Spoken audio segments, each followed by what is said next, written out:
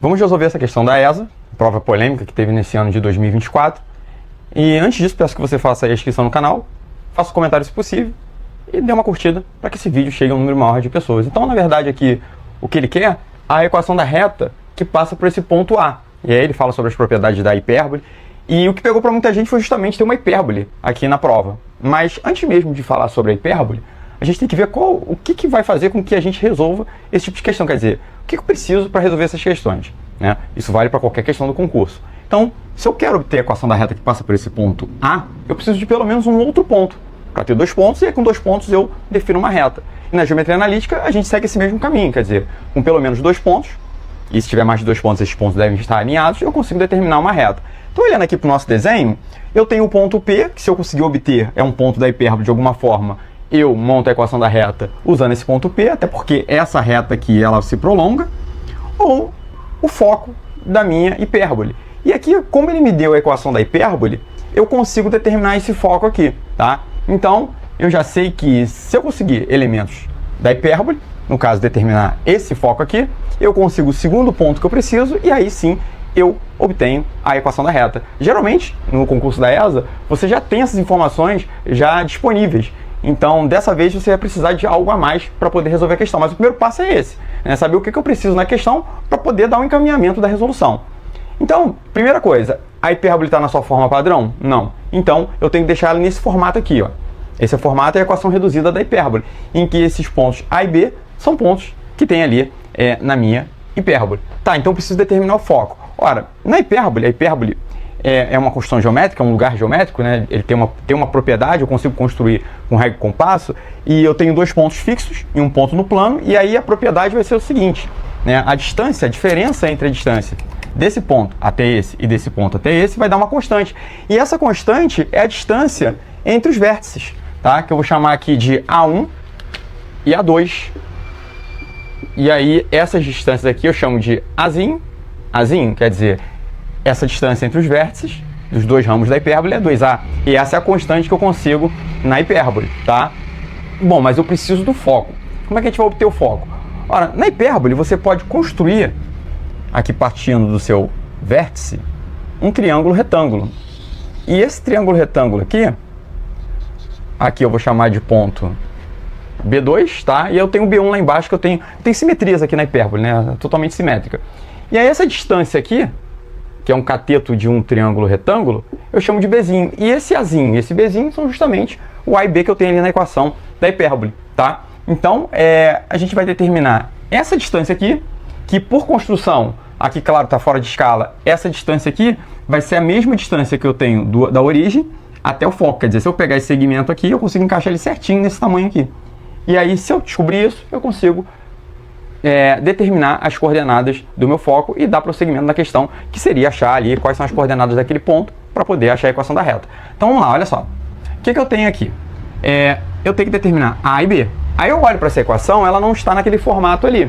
Então a primeira coisa que eu vou fazer é colocá-la naquele formato. Ora, como é que eu coloco isso naquele formato ali? Eu sei que desse lado aqui tem que ser igual a 1. Então para isso aqui ser igual a 1, eu tenho que dividir todo mundo por 20. Então eu estou dividindo essa equação toda por 20. Quando eu fizer a divisão por 20, o que vai acontecer? Vai ficar x ao quadrado aqui em cima. Como eu estou dividindo por 20, aí aqui tem um 4, né? Esse 4 vai ser dividido por 20. E aí 4 dividido por 20, aqui fica 1 e aqui embaixo fica 5. Então fica x ao quadrado sobre 5, menos, aí aqui y ao quadrado, também dividir por 20. E aí quando eu divido 5 por 20, vai sobrar 1 aqui em cima e vai sobrar 4 ali embaixo. E do outro lado, 20 dividido por 20 igual a 1. Então está quase no formato da equação reduzida da hipérbole. Isso aqui é o meu a ao quadrado, não esqueça disso. E isso aqui é meu b ao quadrado. Quer dizer, se eu precisar de a e b, o a vai ser a raiz quadrada de 5, porque é um número elevado ao quadrado que vai dar 5, é a raiz quadrada de 5. E aqui, o número elevado ao quadrado que vai dar 4 é 2. Tá? Claro que eu também posso usar os valores negativos. E aí isso me serve para poder preencher aqui as coordenadas quando for positiva ou negativa. Mas eu vou deixar assim mesmo. Por quê? Olha só. Se eu tenho um triângulo retângulo aqui, e isso aqui é o meu C, que é a minha distância da origem até o foco, que é a que eu preciso, tá? Basta usar o Pitágoras. E para usar o Pitágoras, o que eu vou fazer? O C ao quadrado vai ser igual. C, no caso aqui é a minha hipotenusa, é igual. Esse cateto aqui ao quadrado, então é A ao quadrado, e A ao quadrado é quem? É 5. Por isso que eu deixei ao quadrado mesmo. Ó. mais o outro cateto ao quadrado. O outro cateto é o b ao quadrado. B ao quadrado está aqui, ó, 4. Então, c ao quadrado é igual a 9. E aí, para deixar isso aqui, eliminar esse quadrado, eu tiro a raiz quadrada do outro lado. Isso vai me dar duas soluções. E aqui nesse caso, tá? Se eu quiser completar aqui o desenho, realmente eu tenho que usar os dois resultados. Apesar de não ser necessário para resolver nosso problema. Mas aqui eu tenho um número ao quadrado que dá 9, é c igual a 3, ou c igual a menos 3. Isso aqui faz com que eu descubra os valores das coordenadas do foco. Ora, se esse foco está sobre o eixo real, né, que é o eixo x, né, eu coloquei também aqui no sistema de eixos para facilitar a minha solução, esse ponto aqui no foco, ele é 3 em x, que é esse 3 aqui, e 0 em y, né? Se eu estou com um ponto sobre o eixo, aqui é o valor que eu encontrei e aqui ele é 0. Tá? Lembrando que esse c que eu encontrei aqui é o mesmo c que eu tenho aqui, que é a distância da origem até o foco. Tá? Se eu pegar esse segmento, passar para cá, eles têm a mesma medida. E do outro lado ali, se eu precisasse, no outro foco, aí eu tenho menos 3 e 0. Tá? Tem uma simetria. Só que eu não vou precisar daquele lado porque todas as informações que eu preciso vão estar desse lado aqui. Pronto. Agora eu tenho as informações necessárias para encontrar a equação da reta que passa por esse ponto A e vai passar pelo ponto F2 também. E aí, para resolver isso, eu uso um dispositivo um pouco diferente do que se tem nos livros didáticos. Eu uso o seguinte, olha só. Eu coloco aqui, tá? Apesar de a ideia ser a mesma e vem do que você encontra lá nos livros didáticos, só que dá para simplificar o meu dispositivo, no caso um determinante, porque a última coluna dele é toda igual a 1, né? Eu vou colocar o primeiro ponto, vou colocar o meu segundo ponto, aqui eu coloco x e y, que é um ponto qualquer, e aqui na última linha eu repito o que eu usei na primeira, tá? Igualo isso aqui a 0, porque a equação da reta nossa aqui vai estar na forma geral e ela sempre vai ser igualada a 0. E aí, na hora agora de resolver, eu faço a multiplicação no estilo determinante. Nesse sentido aqui que eu multiplicar, eu vou manter o sinal do resultado dessa minha multiplicação, e no sentido inverso eu vou trocar o sinal do resultado aí dessa minha multiplicação. Então aqui 1 vezes 0, 0, então não preciso escrever. 3 vezes y, 3y. X vezes 3, mais 3x. Agora, como eu falei, a gente vai fazer o caminho inverso, e aí desse produto a gente vai trocar o sinal. Então aqui, ó, 3 vezes 3, 9. Como eu tenho que trocar o sinal, menos 9. X vezes 0 vai dar 0, qualquer coisa vezes 0 dá 0.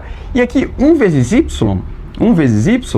dá y. Como eu tenho que trocar o sinal, menos y igual a 0. Agora a gente vai juntar os semelhantes e vai verificar se a solução já está do jeito que eu quero. E se não estiver, né, eu já vou te dizer o que você vai fazer, porque às vezes você vai estar resolvendo da maneira correta, só que na hora que você montar ali o problema, não vai sair do jeito que você quer, tá? Mas aí tem uma estratégia para isso.